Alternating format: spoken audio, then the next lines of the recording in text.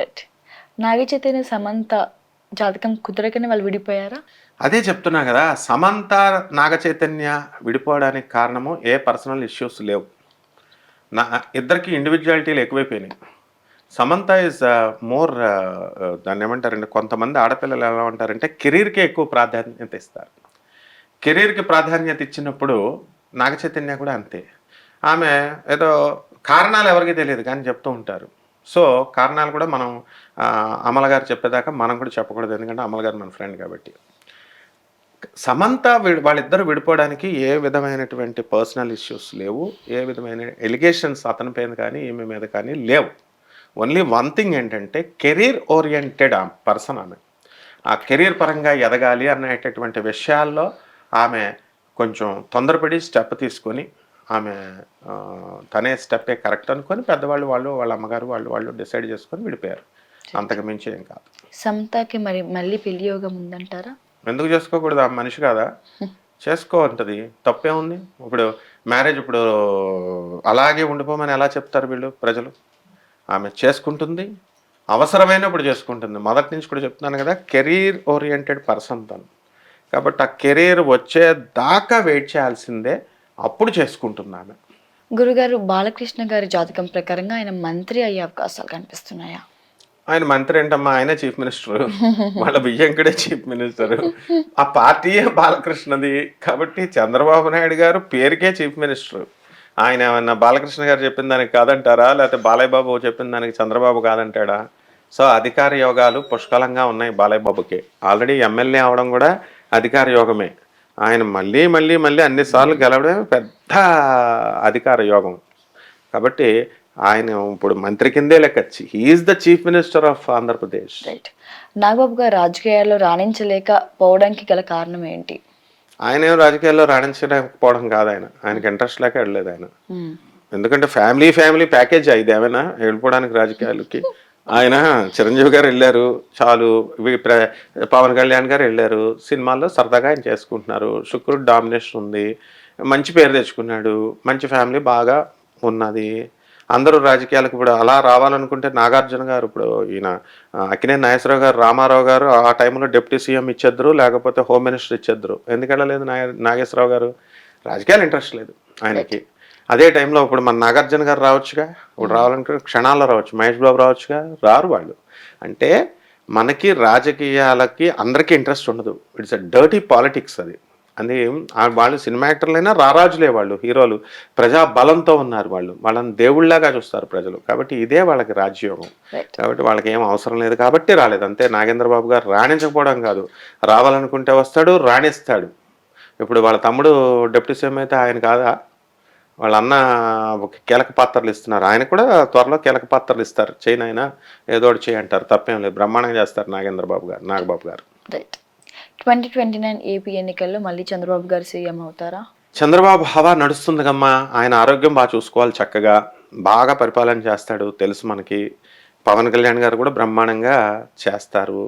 మరి ఇవన్నీ కూడా ప్రజల టార్గెట్స్ ఉంటాయి. ఇప్పుడు సచిన్ టెండూల్కర్ని ఒక బ్యాట్ పట్టుకుంటే 100 కొట్టేయాలా అని ఆశిస్తారు జనం. ఆయన ఇంకా అక్కడ పొజిషన్ అవసరం లేదు. ఆడు బౌలింగ్ వేసేవాడు ఎవడు, వాడు ఎంత స్పీడ్గా వేస్తున్నాడు, ఇంక ఇదంతా చూడరు అనమాట. ఇదిగో పట్టుకున్నాడా కొట్టేయాలా. అలా చంద్రబాబు నాయుడు గారి మీద హై ఎక్స్పెక్టేషన్స్ ఉన్నాయి ఇప్పుడు తెలంగాణ ఆంధ్ర ప్రజలకి. ఎందుకంటే జగన్ మీద కక్ష కొద్ది దింపేశారు కాబట్టి ఈయన చేస్తాడు, దేశాన్ని ఆంధ్ర రాష్ట్రాన్ని డెవలప్ చేస్తాడని చెప్పాడు కాబట్టి చేయాలి అన్న కసితో చేశారు. ఈయన కనుక సరిగ్గా చేయలేదనుకో వెంటనే దింపేస్తారు. వెంటనే అప్పుడు ఏమవుతుంది, ఆటోమేటిక్గా ఆయనతో పాటు ఇప్పుడు పవన్ కళ్యాణ్ గారు వల్ల చంద్రబాబు నాయుడు గారికి ఎంత గుడ్ నేమ్ వచ్చి ఇద్దరు బాండేజ్తో చక్కగా గెలిచారో, ఈ కోయిలేషన్ గవర్నమెంట్ని ఫామ్ చేశారో, బీజేపీకి ఏం పెద్ద ఎఫెక్ట్ ఉండదు. వీళ్ళిద్దరి మీద పడిపోయి వీళ్ళిద్దరిని నింపేస్తారు. కాబట్టి చాలా జాగ్రత్తగా వేయాలి వీళ్ళు స్టెప్స్. పవన్ కళ్యాణ్ గారికి ఆల్రెడీ 3 పెళ్లిళ్ళు అయినాయి, అందరికి తెలిసిన విషయమే. మరి 4వ పెళ్లి కూడా అయ్యే అవకాశాలు ఉన్నాయి ఆయన జాతకంలో? ఇంకెన్ని పెళ్లిళ్ళు ఉన్నాయి? ఎవడమ్మా వాడు చెప్పింది 4వ పెళ్లి అని? ఆయన ఇష్టం, ఎన్నన్నా చేసుకుంటాడు. ప్రచారం అలా సాగుతుంది. ప్రచారం చేసేది మన ఫ్రెండ్సే. నాన్ సెన్స్ అదంతా. ఆయన 3వ భార్య ఫారినర్. ఇక ఆమె ఎందుకు వదులుతుంది దీన్ని? ఇండియన్ గర్ల్కి అంతే కూడా ఫారినర్ గర్ల్ డిసిప్లిన్. నాగార్జున గారిని పెళ్లి చేసుకున్నప్పుడు అమలు చేసుకుంది ఫారినర్, వదిలేస్తుందనో లేకపోతే నిలబడుతుందా, ఎంతవరకు నిలబడుతుందా అన్నారు. బ్రహ్మాండంగా చేసి చూపించింది అమల గారు.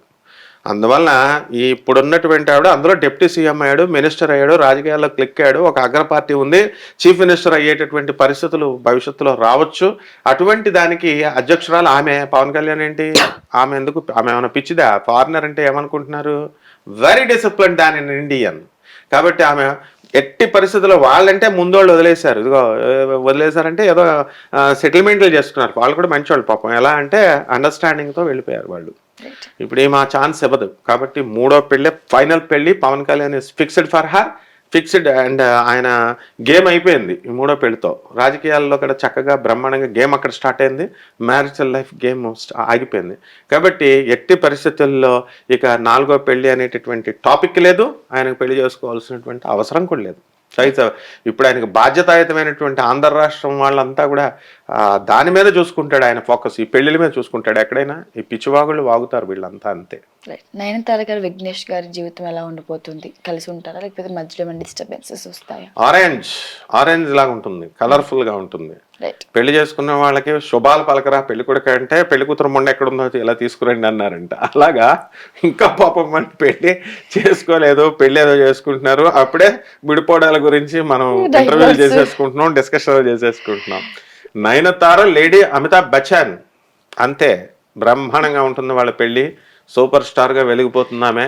మరి చక్కగా వాళ్ళ కళ్యాణం బ్రహ్మాండంగా ఉంటుంది. పిల్లలు వద్దంటే పుడతారు కూడా ఇంకా. కాబట్టి ఏమీ ప్రాబ్లం, ఆల్రెడీ ఉన్నారు. అదే ఆ పిల్లల్ని కూడా సర్గవసి అని ఇదని అదని ఏదేదో చెప్తారు. అవేమి కాదు. ఆమె కూడా మనలాంటి మనిషి. ముందు మానవత్వం చూసి ఆమెకు రెస్పెక్ట్ ఇవ్వాలి మనం. Their family life will be wonderful and colourful life ఉంటుంది. ఆరెంజ్ లాగా ఉంటుంది. మార్వాడీస్ చెప్తారు ఆరెంజ్ అంటే మంచి బ్రహ్మాండంగా ఉండేదాన్ని ఆరెంజ్ లా ఉందంటారట. అది టీమిండియా మళ్ళీ ఎప్పుడు వస్తే ప్రపంచ కప్ కొట్టే అవకాశం ఉంటుంది? ఇంకేం ప్రపంచం కప్పు. ఇప్పుడు కపిల్ దేవ్ వచ్చినప్పుడు is a multi talented person. Dhoni multi talented person. అక్కడ టీం వర్క్ ఉంది, టీంలో అంతా కొట్టుకోకుండా ఉన్నారు, మ్యాచ్ ఫిక్సింగ్ లేవు, ఒక ఎథిక్స్ ఉన్నాయి. ఇలా చేసుకుంటూ వచ్చారు. మరి ఆ ప్రపంచ కప్పు ఛాన్సులు పోగొట్టుకున్నప్పుడు అదంతా దైవాధీనాలు అంటారు. ఈ యొక్క కప్పులు కొట్టడాలు, జయాపజయాలు ఇవన్నీ కూడా దైవాధీనాలు. సో లెటస్ హోప్ మనకి వాళ్ళు కూడా కొట్టాలని అనుకుంటాం. కానీ ఆ ప్రపంచ కప్పు కొట్టే ముందు వీళ్ళ ఏం ఆలోచించాలంటే, కపిల్ దేవ్ దగ్గర అంత లీడర్షిప్ క్వాలిటీస్ నేర్చుకోవాలా, ఆ కపిల్ దేవ్ టీంలో ఉన్నటువంటి ఐక్యత తెచ్చుకోవాలా, టీం వర్క్. అలాగే మన ధోని ఉన్నప్పుడు ఉన్నటువంటి ఐక్యత నేర్చుకోవాలా, ఆ మెలకువలు నేర్చుకోవాలని సీనియర్స్ని గౌరవించి వీళ్ళు ఆ సీనియర్ ద్రావిడ్ దగ్గర, వీళ్ళ దగ్గర, వాళ్ళ దగ్గర అంతా నేర్చుకుని ఉంటే అప్పుడు మనం కప్పు కొట్టుకొస్తాం. లేకపోతే వదిలేసి వచ్చేయడమే, అంతే. బండి సంజయ్ గారి భవిష్యత్తులో ఉన్నత స్థాయికి చేరుతాడా? ఎలా ఉండబోతుంది ఆయన జాతకం ప్రకారంగా? చేరిపోయాడుగా, ఆల్రెడీ వచ్చేసిందిగా ఆయనకి. బండి సంజయ్ గారికి ఎందుకు ఇవ్వలే? మినిస్టర్ పదవే, సెంట్రల్ మినిస్టర్ పదవే ఇచ్చారు. ఇంకా అంతకంటే ఇంక డెవలప్మెంట్ ఏం కావాలా? ఒక్క మనిషి ఒక్కసారి ఒక్క లైఫ్లో ఒక ఎమ్మెల్యే అయితే చాలు అనుకుంటాడు, ఒక ఎమ్మెల్సీ అయితే చాలు అనుకుంటాడు. ఆ తర్వాత చక్కగా ఛాన్స్ దొరికితే ఎంపీ అవ్వాలనుకుంటాడు, అంతకంటే ఛాన్స్ దొరికితే మినిస్టర్ అవ్వాలనుకుంటాడు. డైరెక్ట్ వైకుంఠపాలిలో పైకి వెళ్ళిపోయినట్టు ఆయన సెంట్రల్ మినిస్టర్ అయిపోయాడు. మరి ఇంకా అటువంటిప్పుడు ఇంకేం కావాలి ఆయనకి? బ్రహ్మాండంగా వెళ్ళిపోతూ ఉంటాడు. నెక్స్ట్ బీజేపీ గవర్నమెంట్ కనుక పటిష్టంగా వీళ్ళు కనుక చేసుకుంటే, తెలంగాణలో బలంగా కనుక చేసుకున్నట్లయితే డెఫినెట్గా అవుతాడు. అంతేగాని ఆయన ఇప్పుడు బండి సంజయ్ గారికి కుంభరాశి ఇటువంటి టైంలోనే అయిపోయాడు ఆయన. కుంభరాశిలోనే ఏలినాటి శని జరుగుతున్నప్పుడే మినిస్టర్ అయినప్పుడు. తర్వాత అవడానికి గ్యారంటీ ఏమిటి? We should be optimistic always. So డెఫినెట్గా ఆయన కూడా ఎదిగిపోతాడు. నందమూరి మోక్షజ్ఞ హీరో అవుతాడా, లేకపోతే జాతకం ప్రకారంగా ఎలా ఉండబోతుంది ఆయనకి? నందమూరి మోక్షజ్ఞ బ్రహ్మాండమైన హీరో అవుతాడు. పర్సనాలిటీ ఉంది, మరి చక్కగా బాలయ్య బాబు గారు ఫాలోయింగ్ ఉంది. సరైన టైం చూసుకుంటున్నారు వాళ్ళు రావడానికి. ఇంకా గ్రాండ్ ఎంట్రీ ఇవ్వాలి. గ్రాండ్ ఫినాలే అని చెప్పేసి వీళ్ళు చూస్తుంటారు కదా ఎంట్రీల కోసం. అందువల్ల డెఫినెట్గా నందమూరి మోక్షజ్ఞ బ్రహ్మాండమైనటువంటి హీరో అవుతాడు. అండ్ నటన వంశపారంపర్యంగా ఆయన రామారావు గారి దగ్గర నుంచి, బాలకృష్ణ బాబు గారి దగ్గర నుంచి అన్నీ కూడా ఆయనకు వచ్చినాయి. అలాగే భువనేశ్వర్లో చూస్తేనే తెలిసిపోద్ది మనకి. అక్కడ వాళ్ళ పిల్లలిద్దరు కూడా మొన్న ఎలక్షన్ క్యాంపెయినింగ్ చేసినప్పుడు ఆ డేర్ అండ్ డాషింగ్నెస్, ఆ చెప్పే విధానము అదంతా. కాకపోతే కొంచెం మొహమాటస్తుడు మోక్షజ్ఞ. బట్ దీంట్లో ఈ రాజకీయాల కంటే కూడా ఈ యొక్క సినిమా రంగంలో బ్రహ్మాండంగా క్లిక్ అవుతాడు Mokshagna. Thank you sir. Thank you sir. Thank you అమ్మా.